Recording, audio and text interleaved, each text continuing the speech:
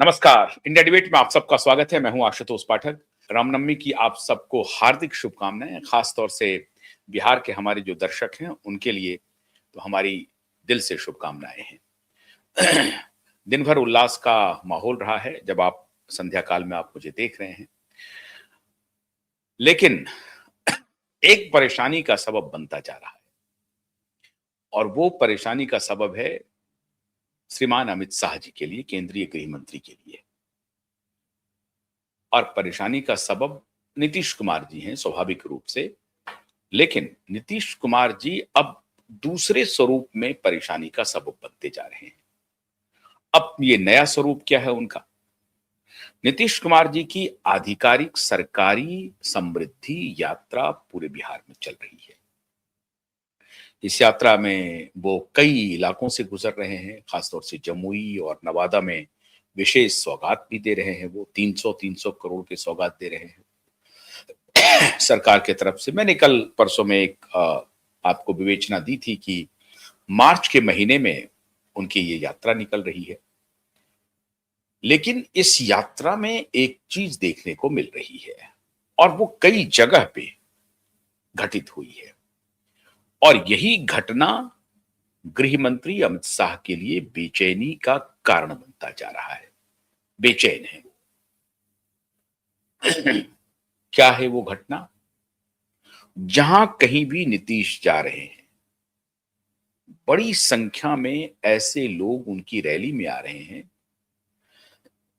जो उनसे ये गुजारिश कर रहे हैं कि बिहार छोड़ के मत जइहा नीतीश, बिहार न छोड़िया हो नीतीश।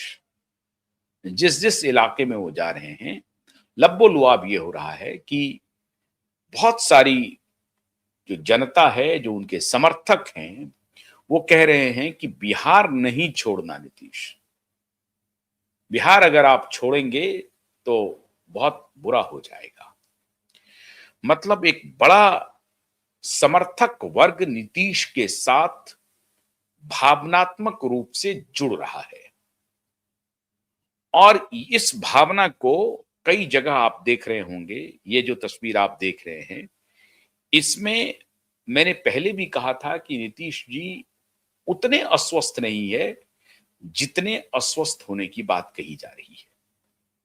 ये उसी रैली में से एक तस्वीर है जिसमें सामने आकर के लिख रहे हैं लोग, उनके समर्थक लिख रहे हैं कि बिहार नहीं छोड़िएगा, और बीच बीच में एक बूढ़े व्यक्ति आवाज लगा रहे हैं कि बिहार न छोड़िया हो नीतीश, बिहार न छोड़िया।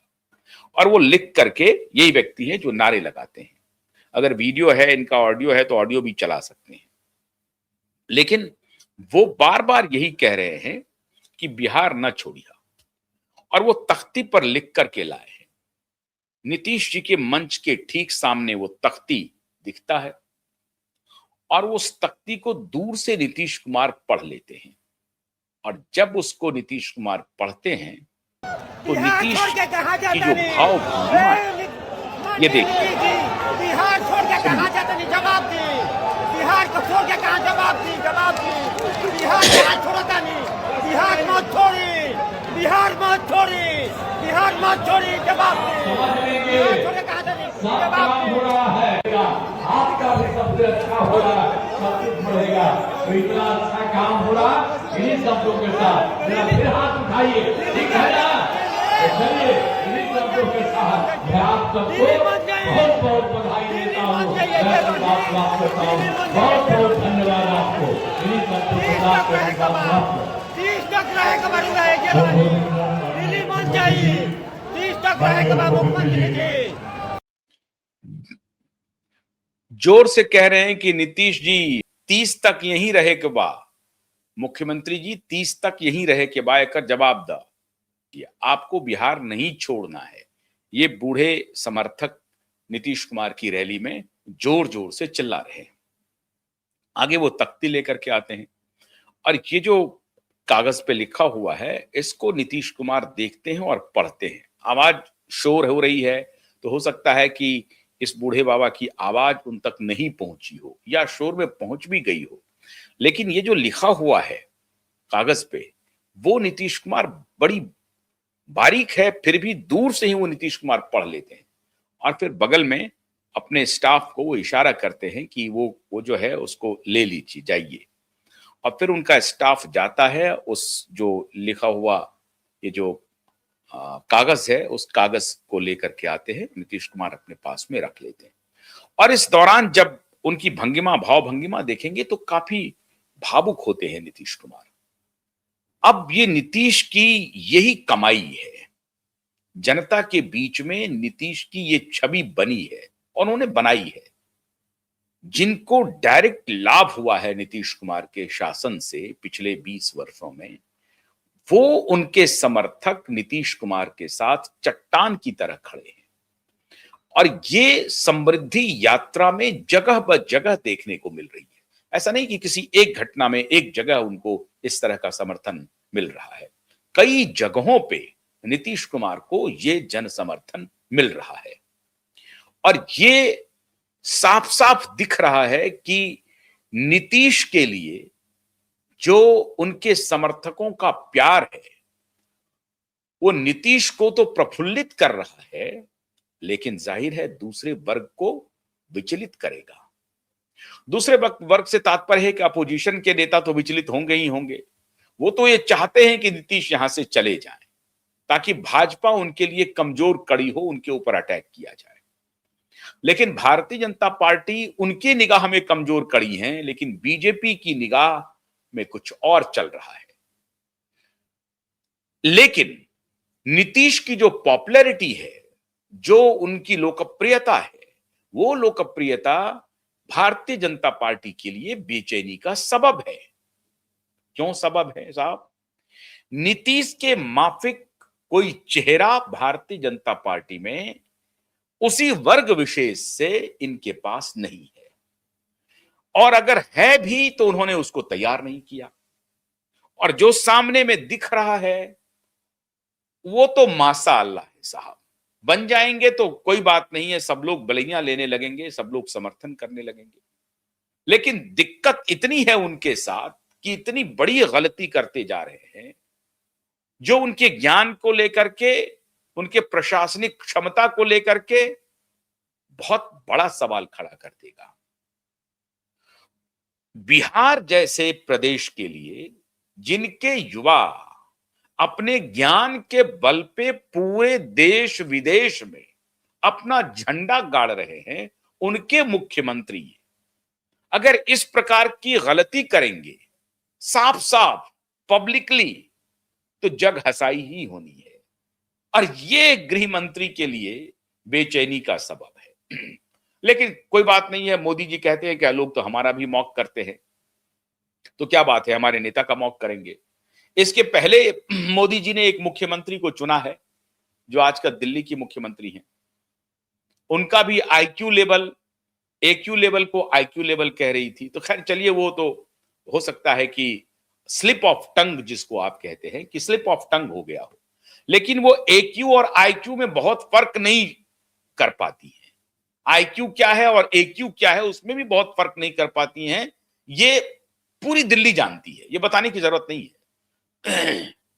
और अगर उनकी इतनी ही काबिलियत होती तो वो अब तक कुछ कर गुजरती। यहां पे उनकी भी प्रशासनिक दक्षता देखी जा रही है क्या है, और इसका सीधा संबंध है। देखिए, नीतीश कुमार एक पढ़े लिखे, एक इंजीनियर ग्रेजुएट थे, सांसद थे मुख्यमंत्री बनने के पहले, रेल मंत्री थे, वो रेल मंत्री रह चुके हैं। उन्होंने अपनी प्रशासनिक, अपनी काबिलियत, अपनी पढ़ाई लिखाई, अपना ज्ञान, इस सबको प्रदर्शित किया है। इसमें कोई शक नहीं है। कम से कम नीतीश, एक आध दो घटना को छोड़ दीजिए, जो बिहार के विधानसभा में जो उन्होंने कहा था, उसको अगर आप माइनस कर दें, जिसके बारे में लोग कहते हैं कि उनकी मानसिक स्थिति ठीक नहीं है, मैं नहीं मानता हूं कि मानसिक स्थिति उनकी इतनी खराब है। वो भी उनके लिए हो सकता है कि स्लिप ऑफ टंग ही हो, या ठीक से वो कुछ बोलना चाहते होंगे कुछ और बोल गए कुछ। उससे बड़ी जग हंसाई हुई थी बिहार की, इसमें कोई शक नहीं है। लेकिन जहां तक पढ़ाई लिखाई का मामला है, शुद्ध शुद्ध बोलने का मामला है, या कोई ऐसी घटना को उद्धृत करने का मामला है जिसका संबंध ज्ञान से हो और जिसके फैक्ट ज्ञान के आधार पर सही हो, वो फैक्चुअली करेक्ट हो, ऐसा अगर कोई प्रकरण हो, उसमें नीतीश जी गलती नहीं करते थे। और इस मामले में नीतीश कुमार ने निश्चित रूप से बिहार को ठीक से प्रतिनिधित्व किया। अब वो देखिए, एक जमाने में प्रधानमंत्री के उम्मीदवार थे, भले ही देश उनको या बहुत सारे लोग उनको प्रधानमंत्री का मटेरियल नहीं मानते हो, लेकिन वो एक उम्मीदवार तो थे, निश्चित रूप से थे।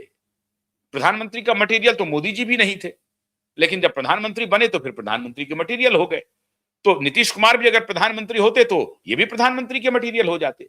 एक बात तो तय है कि नीतीश कुमार ने कभी एक दो व्यवहार को छोड़ दीजिए, अगर माइनस कर दीजिए, तो किसी तथ्य को, किसी बात को सामने रखने में फैक्चुअली वो इनकरेक्ट हो, ऐसा बहुत कम हुआ है। एक आध दो बार अगर हुआ हो 20 वर्ष के इतिहास में मुख्यमंत्री रहते हुए, तो मुझे याद नहीं है। अगर आप लोगों में से किसी को याद हो तो बताएंगे आप। एक दो घटना को मैं फिर कह रहा हूं माइनस करने के बाद।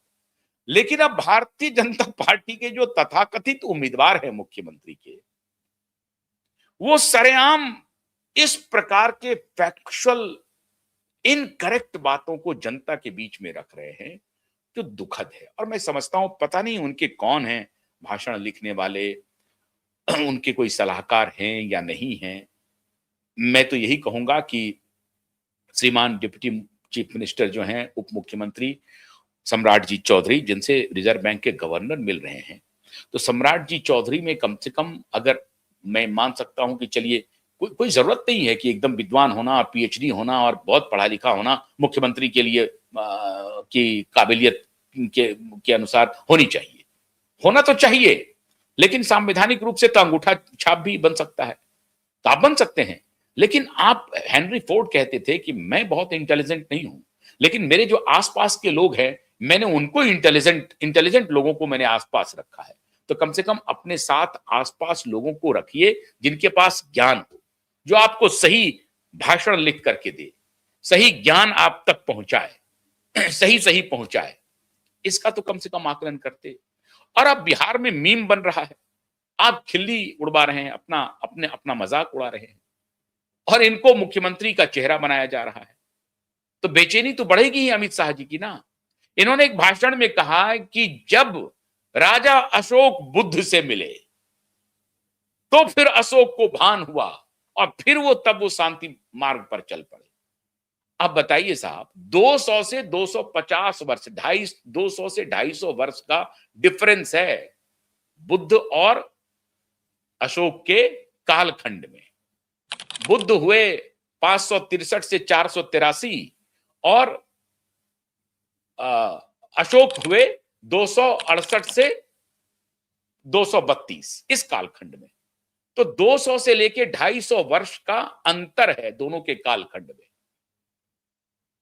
अब इस कालखंड में वो कह रहे हैं कि अशोक और बुद्ध की मुलाकात हुई, भाषण में कह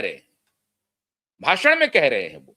अब वो भाषण क्या मीम है तो अलग बात है, लेकिन अगर वो भाषण सत्य है तो आप सभी उसको परख सकते हैं।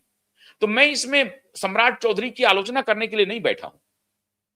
मैं तो सिर्फ ये कह रहा हूं कि नीतीश कुमार के लिए एक प्रकार से जो जन समर्थन है, जो जन भावना है, और जो संवेदनशीलता है, जो भावुकता है, वो जो धरातल पर प्रदर्शित हो रही है, और दूसरी तरफ आप जिस व्यक्ति के बारे में सोच रहे हैं या जिन जिन किरदारों को आगे लाना चाहते हैं, उनकी ज्ञान, उनकी अज्ञानता लोग प्रहसन करेंगे, हंसी उड़ाएंगे, मजाक उड़ाएंगे। वो क्या कहेंगे आपको? मैं फिर कह रहा हूं कि कोई आवश्यकता नहीं है कि आप बहुत ज्ञानी हो मुख्यमंत्री के लिए, पद के लिए, कोई जरूरी नहीं है। लेकिन जब आप कोई भाषण पब्लिकली कुछ बोल रहे हो, तो बोलने के पहले अपने फैक्ट को एक दो बार चेक करा ले कि साहब मैं इस मुद्दे पर बोलने जा रहा हूं, ये मैं तुलना करने जा रहा हूं, राजा अशोक और भगवान बुद्ध की तुलना करने जा रहा हूं, ये तुलना ठीक रहेगा क्या? उनके कालखंड की मैं तुलना कर रहा हूं, मैं उनको एक दूसरे से मिलाने जा रहा हूं, तो ये ठीक रहेगा क्या? ये एक बार पूछ लेते आप, तो आपको आपके सलाहकार आपको सलाह दे देते। और अगर नहीं है तो जितना जल्दी होता है आप अपना कोई ना कोई ज्ञानी सलाहकार अपॉइंट कीजिए, जो आपको कम से कम सार्वजनिक मंचों पर प्रहसन का पात्र ना बनाए। हंसी का पात्र ना बनाए, आपको ब्रीफ करे, आपको कुछ ज्ञानपूर्ण बातें बताएं, जो जिसका प्रयोग आप जब सार्वजनिक सभा में जाएं, आप भाषण करें, तो उससे लोग लगे कि हां आपको इस बात की जानकारी है। मोदी जी के पीछे सैकड़ों टीम लगी हुई है, एक से एक ज्ञानियों की टीम लगी हुई है, तब वो ये भाषण देते हैं, और वो भी टेलीप्रॉम्प्टर से। आप तो हम समझते हैं कि टेलीप्रॉम्प्टर से भाषण नहीं दे रहे थे, आप तो एक्सटेम्पोर भाषण दे रहे थे, लेकिन मोदी जी तो टेलीप्रॉम्प्टर से भाषण देते हैं, अधिकतर भाषण उनका टेलीप्रॉम्प्टर से होता है। लेकिन उनके बारे में राष्ट्रपति जो अब गुजर गए हैं, प्रणब मुखर्जी, वो कहते थे कि मैंने आज तक इतना फास्टेस्ट लर्नर नेता नहीं देखा। मोदी जी की यह काबिलियत है, फास्टेस्ट लर्नर है। अगर उनको कोई चीज आती नहीं है तो वो सीखने की कोशिश करते हैं, चेष्टा करते हैं, और बहुत जल्द सीख लेते हैं। ये मैं नहीं कह रहा हूं, ये पूर्व राष्ट्रपति कह रहे हैं, उनके शब्दों का मैं इस्तेमाल कर रहा हूं। प्रणब मुखर्जी कह रहे हैं, वो कह रहे हैं कि मैं जब उनसे कई बार मिला मोदी से, तो मोदी की यह काबिलियत मैंने देखी कि जो बात उनको आती नहीं है वो जल्दी सीख लेते हैं। इसलिए वो श्लोक भी शुद्ध शुद्ध पढ़ लेते हैं, अंग्रेजी भी ठीक से बोल लेते हैं, हिंदी भाषा पर तो पकड़ है ही है। अब भले ही आप कहने लगे कि इंटायर पॉलिटिकल साइंस में पोस्ट ग्रेजुएट है, ये मीम बनता है, वो अलग विषय है। लेकिन मोदी ने, अगर उनको कुछ चीज की जानकारी नहीं है, तो वो जानकारी प्राप्त करने की जो उनकी चेष्टा है, इसकी सराहना आपको करनी पड़ेगी। तो अभी परेशानी का सबब अमित शाह जी के लिए यह हो गया है मित्रों, कि एक तरफ तो नीतीश कुमार के बरक्स उनकी पार्टी में कोई नेता नहीं है, दूसरी तरफ नीतीश कुमार की पॉपुलैरिटी इस समृद्धि यात्रा के बाद और बढ़ गई है। लोग सभाओं में ये कह रहे हैं कि बिहार छोड़ करके मत जाइए नीतीश, आप बिहार में ही रहिए नीतीश।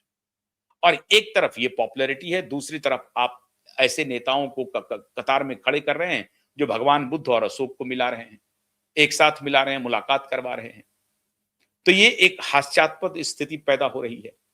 मित्रों, मैं समझता हूं कि भारतीय जनता पार्टी के लिए बहुत बड़ी चुनौती है कि नीतीश को हटा तो रहे हैं, उनको अपना मुख्यमंत्री बनाना भी चाहिए, लेकिन चेहरा कौन होगा, कौन बिहार को विकास के रास्ते पर ले जाएगा। नीतीश की आप लाख आलोचना कर सकते हैं, आलोचना करने के बहुत सारे नीतीश कुमार ने आधार भी दिए हैं, उसको जमकर के उसकी आलोचना हो सकती है, लेकिन यह भी सत्य है कि नीतीश कुमार ने कम से कम ज्ञान के मामले में इस तरह से अपनी हंसी बिहार की नहीं उड़ाई है, नंबर 1। और नंबर 2, सुशासन के रास्ते पर कोशिश जरूर किया है उन्होंने व्यक्तिगत रूप से। हालांकि उनके जो अधिकारी हैं, उनके बारे में बहुत कुछ कहा जा रहा है और सुना जा रहा है कि भ्रष्टाचार की गंगोत्री हैं उनके अधिकारी। ये सब कमियां हो सकती हैं।